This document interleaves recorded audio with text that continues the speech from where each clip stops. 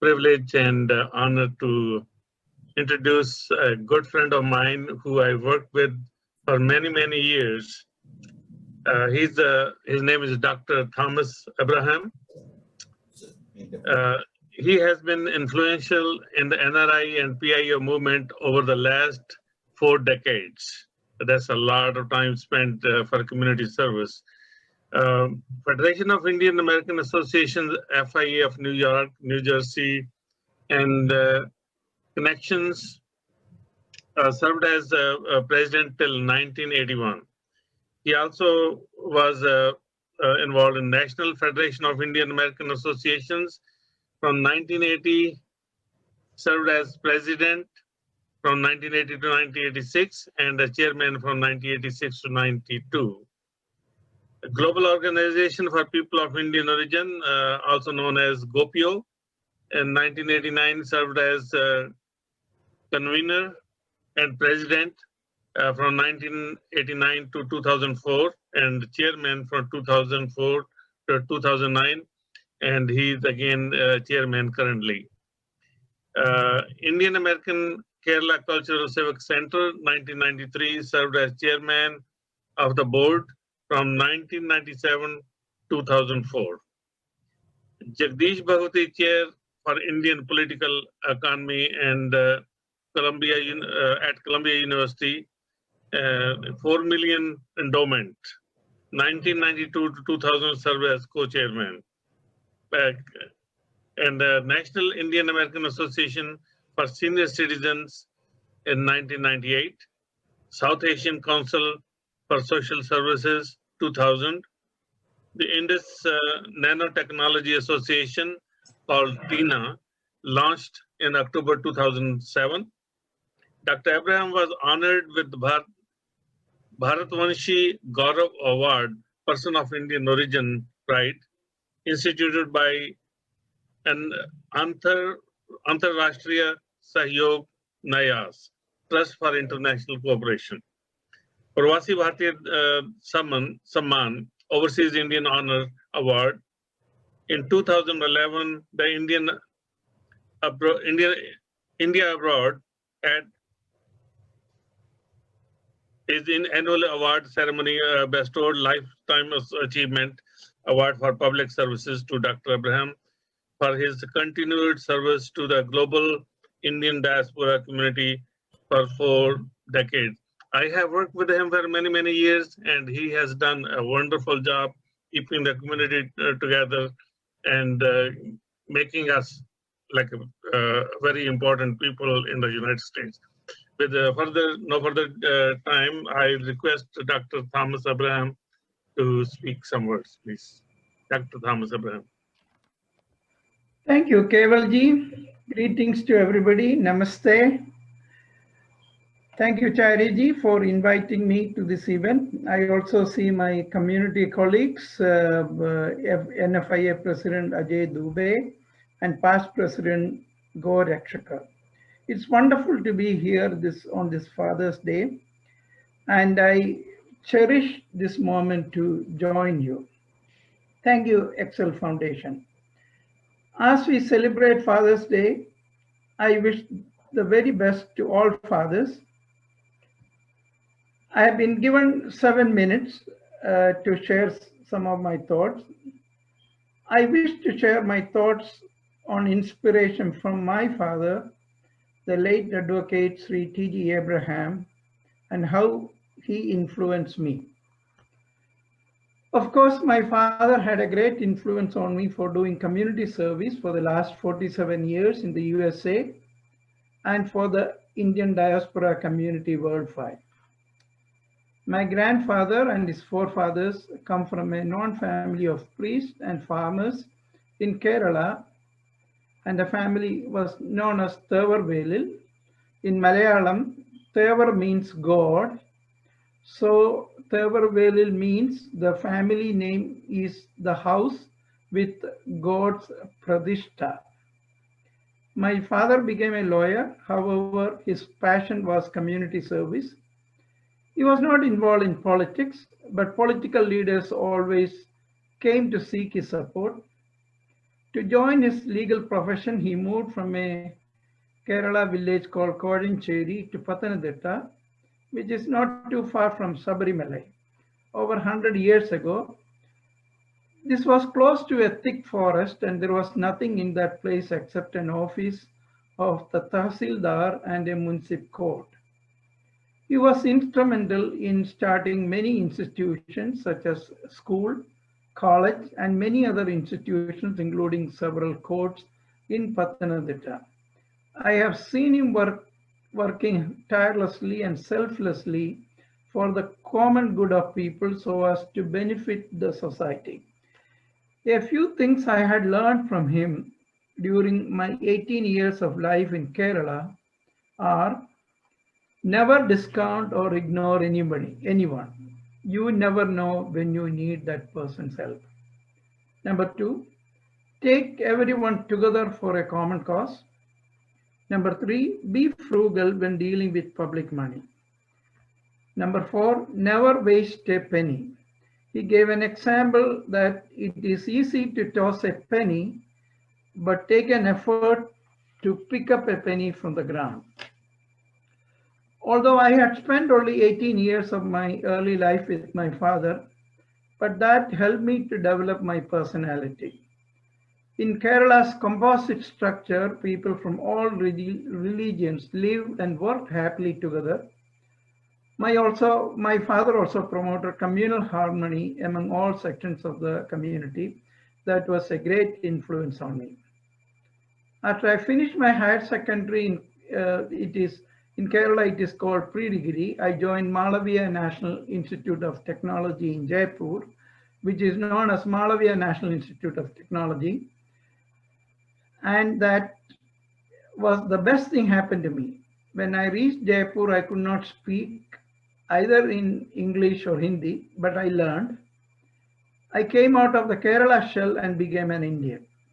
After working as a lecturer at the same college and later as a metallurgist at the Alcobex Metals in Jodhpur, owned by Oswald Jain Marwadis, and knowing every worker in my foundry unit with all communications in Hindi, it made me aware of the intricacies of India as a nation with all different religions, caste, with subsets and sub-subsets. In 1973, I received a fellowship to join Columbia University School of Engineering. I did a master's and a PhD in mineral engineering, and a professional degree in industrial engineering and operations research.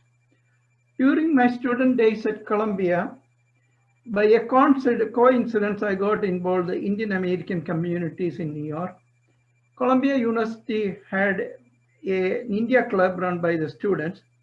However, it was a rich club since it used to screen Bollywood films, which brought good revenue to the club from the new Indian and Indo-Caribbean immigrants.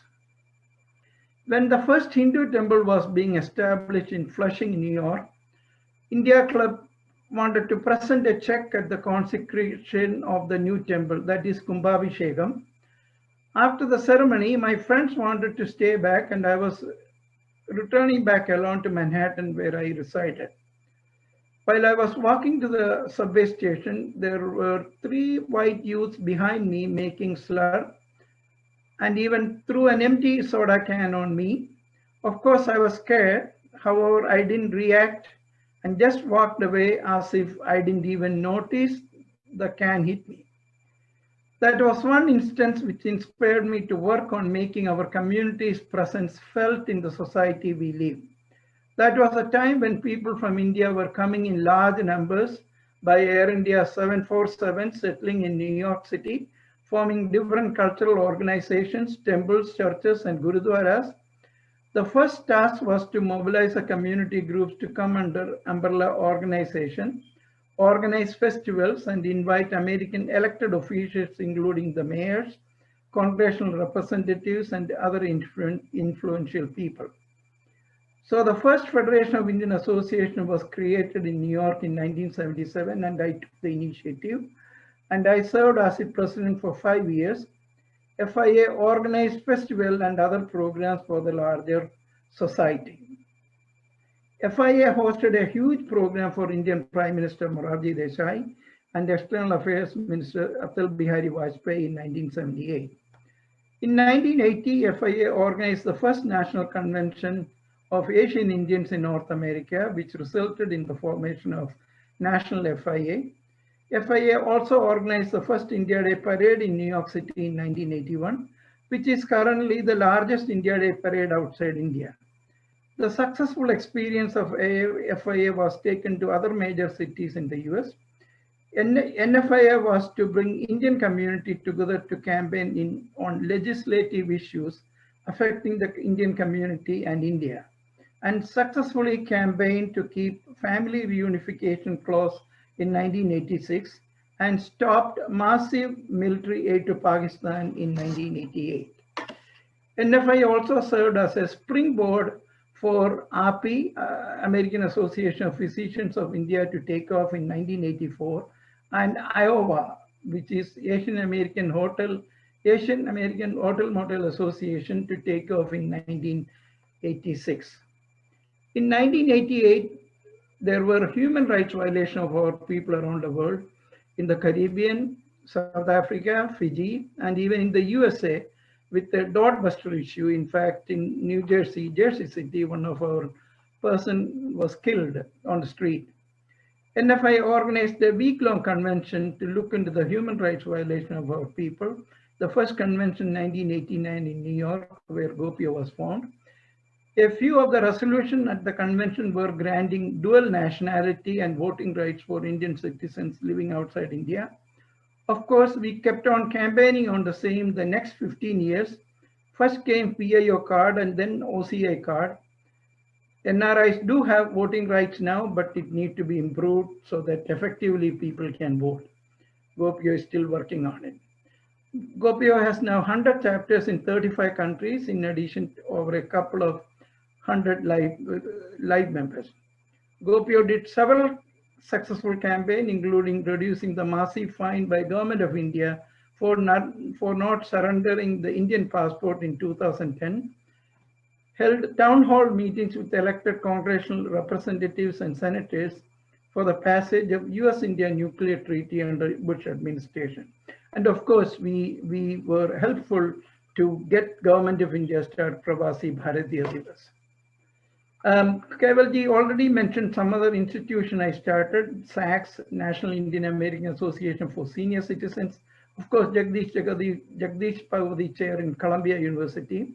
My own commitment at that time to get involved was that if you have, that was in early 1990s, if I have one chair within a decade or two, we will have a 12 such program. And in fact, now there are 24 Indian chairs and programs in major American universities. All these institutions which I had initiated are still flourishing. What these community institutions did was to provide a forum and network for our new generation to help them involved in the political process of America.